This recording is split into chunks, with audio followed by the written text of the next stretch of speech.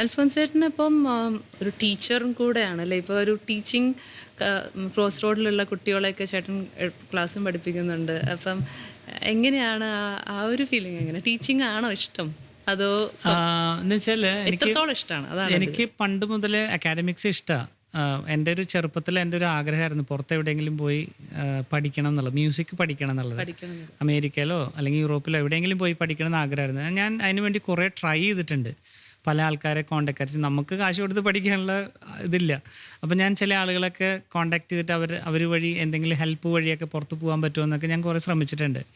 95 ഞാൻ ആദ്യമായിട്ട് ജർമ്മനി പോകുന്ന ഒരു പ്രോഗ്രാമായിട്ട് ബന്ധപ്പെട്ട് അങ്ങനെ അവിടെ നിന്ന് പരിചയപ്പെട്ട പല ആൾക്കാരോടൊക്കെ ആൻഡ് ഒരു ഓൾമോസ്റ്റ് എൻഡ് വരെയൊക്കെ വരും, എല്ലാം റെഡി ആയിട്ടൊക്കെ വരും. പിന്നെ അത് ഓരോ കാരണങ്ങളിൽ മിസ്സായി പോവും. അപ്പം മുതൽ എൻ്റെ മനസ്സിലൊരു ആഗ്രഹമായിരുന്നു വെച്ചാൽ പുറത്ത് പോയി പഠിക്കുന്നത് നമ്മളെപ്പോഴും ആ ക്വാളിറ്റിക്ക് വേണ്ടിയാണല്ലോ. ആ ഈക്വൽ ക്വാളിറ്റി നമുക്ക് നാട്ടിൽ കൊടുക്കാൻ പറ്റുവാണെങ്കിൽ, അങ്ങനത്തെ ഒരു ഫെസിലിറ്റി നമുക്കിവിടെ അവൈലബിൾ ആക്കാൻ പറ്റുവാണെങ്കിൽ, അങ്ങനെയുള്ളൊരു ഡ്രീമിൻ്റെ ഒരു ആഫ്റ്റർ എഫക്റ്റ് ആയിട്ടാണ് നമ്മൾ cross road school of music and ഇത് തുടങ്ങുന്നതിന് മുമ്പ്, ഇത് സ്റ്റാർട്ട് ചെയ്യുന്നതിന് മുമ്പ് ഞാൻ ഒരു ബ്രേക്ക് എടുത്തിട്ട് MA ചെയ്യാൻ വേണ്ടി പോയി കർണാട്ടിക് മ്യൂസിക്കിൽ കാലിക്കറ്റ് യൂണിവേഴ്സിറ്റിയിൽ. എന്നുവെച്ചാൽ എങ്ങനെയൊക്കെയാണ് നമ്മളൊരു അക്കാഡമിക് രീതികൾ, ഏത് രീതിയിലൊക്കെ നമ്മൾ പ്രൈവറ്റ് ട്യൂഷൻ പോലെയല്ലല്ലോ ശരിക്കൊരു അക്കാഡമിക് ഇതിൽ വരുമ്പോൾ. അപ്പോൾ അത് കൂടുതൽ അറിയാൻ വേണ്ടിയിട്ട് ഞാൻ പിന്നെ MA ചെയ്യണമെന്ന് ആഗ്രഹം ഉണ്ടായിരുന്നു കർണാട്ടിക്കിൽ. അങ്ങനെ MA ചെയ്തു. അപ്പോൾ അത് കഴിഞ്ഞ് ഇത് സ്റ്റാർട്ട് ചെയ്തു. ഇപ്പം നെക്സ്റ്റ് ഒരു ലെവലിലേക്ക് ദൈവം 10 വർഷം, ഇതിപ്പോൾ 10ാം വർഷമാണ്. അതെ, എൻ്റെ 20 ഇയർ ആയി. അപ്പം നമുക്ക് ഏപ്രിൽ അല്ലെങ്കിൽ മെയ്യിൽ ഒരു ഈവൻ്റ് ഉണ്ടാവും. തീർച്ചയായിട്ടും എൻ്റെ കൂടെ വർക്ക് ചെയ്തിട്ടുള്ള എല്ലാവരും അതിനകത്ത് ഉണ്ടാവും. ചേട്ടാ, നമ്മുടെ പാട്ട് അതിന്റെ ഒരു 2 വരി എനിക്ക് തോന്നുന്നു ഭയങ്കര ഭയങ്കര സോൾഫുൾ ആയിട്ടുള്ള ഒരു സോങ് ആണ്. അത് അത്രയും അങ്ങോട്ട് ആളുകളിലേക്ക് വന്നില്ല. ഈ പാട്ടിന്റെ പുറകെയുള്ള കഥ അത് കഴിഞ്ഞിട്ട് എനിക്ക് പറയാനുണ്ട്. അത് വലിയൊരു സംഭവം. വലിയ സംഭവം തന്നെയത്. പിന്നെ പാടാം ഫസ്റ്റ്. ലിറിക്സ് നമുക്കൊരു അഡ്ജസ്റ്റ്മെന്റിൽ അങ്ങ് ലിറിക്കൊന്നും ഓർമ്മയില്ല സത്യം പറഞ്ഞ.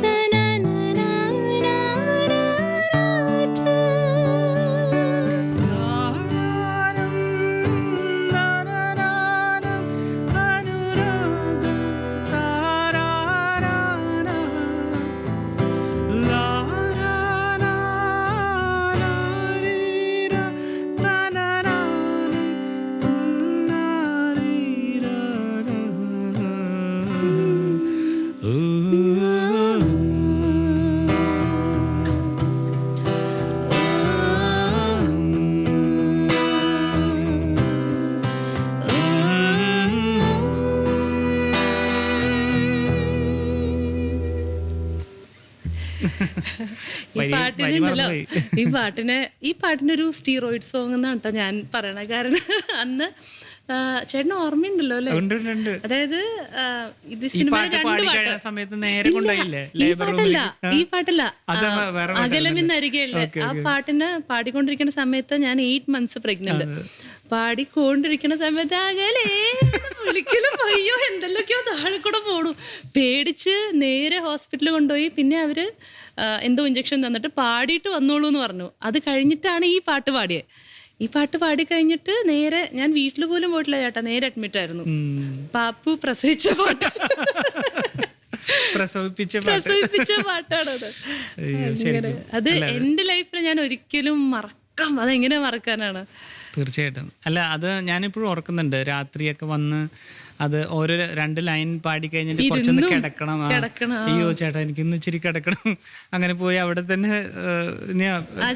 കാല് വെക്കാൻ ഒരു സാധനം, ഇരിക്കാനൊരു പില്ലോ, ഭയങ്കര അനുഭവമായിരുന്നു കേട്ടോ അത് ശരിക്കും. അല്ല എന്ന് വെച്ചാല് ഓരോ അതേതായാലും ചേട്ടന്റെ ലൈഫിൽ ചേട്ടന് അങ്ങനൊരു പാട്ടായിരിക്കും, അങ്ങനെ ഒരു അവസ്ഥ ഉണ്ടായിട്ടില്ല.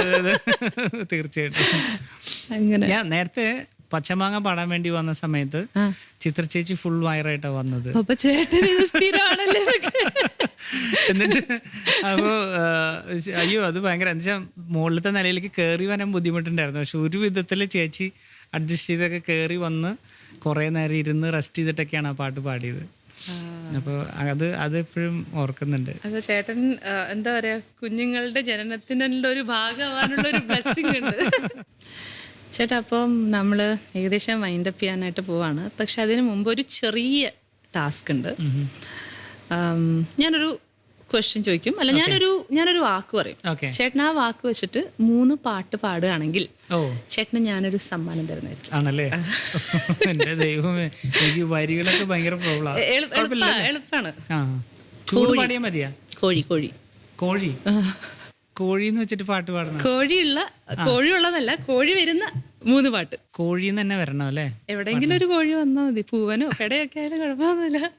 ഈ കോഴി ഇച്ചിരി പ്രശ്നമാണ്. Kozhippattu okay okay. ഒരു പാട്ടുണ്ടെന്ന് തോന്നുന്നു അല്ലേ? ഒരു കാക്ക പൂച്ച കൊക്കര കോഴി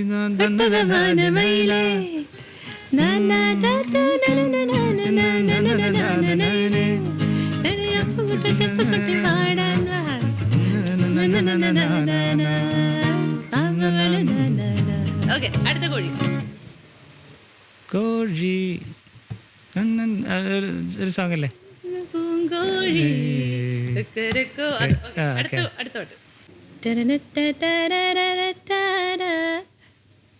നീ കേട്ടോ അപ്പൊ ചേട്ടാ, ഇത്രയും കോഴി പാട്ടുകൾ പാടിയത് കൊണ്ട് ചേട്ടന് ഏറ്റവും ടേസ്റ്റ് ഉള്ള ഒരു കോഴിയെ ഞാൻ തരാൻ പോകും. ചിക്കിങ്ങിന്റെ വക. അത് കൊള്ളാലോ. ഇത് കൊറേ ഉണ്ടല്ലോ കോഴി. ചിക്കൻ സ്ട്രിപ്സ് ആണ്. ടേസ്റ്റി ആയിരുന്നു. ആദ്യമേ തുടങ്ങിയ കൊള്ളാം അല്ലേ?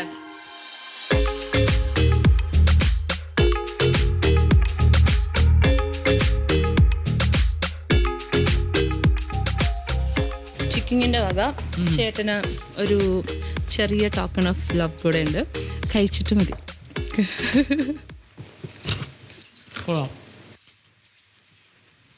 ഇപ്പൊ മനസ്സിലായി ഞാൻ എന്തിനാ കോഴിയുടെ പാട്ട് ചോദിച്ചത്. അത് ഞാൻ ഓർത്തത്. കാര്യം വെച്ചാൽ ഒന്ന് ഞാൻ വിചാരിച്ചു ചിലപ്പോൾ ടഫായിട്ടുള്ളൊരു പാട്ടിന് വേണ്ടിയിട്ടായിരിക്കും. ചിക്കൻ കണ്ടപ്പോൾ ചേട്ടന് ഗസ് ചെയ്യാൻ പറ്റില്ല. ഞാൻ ഓർത്തില്ല, തലയിൽ പോയില്ല. അപ്പൊ ചിക്കിങ്ങിന്റെ വക ഒരു താങ്ക് യു.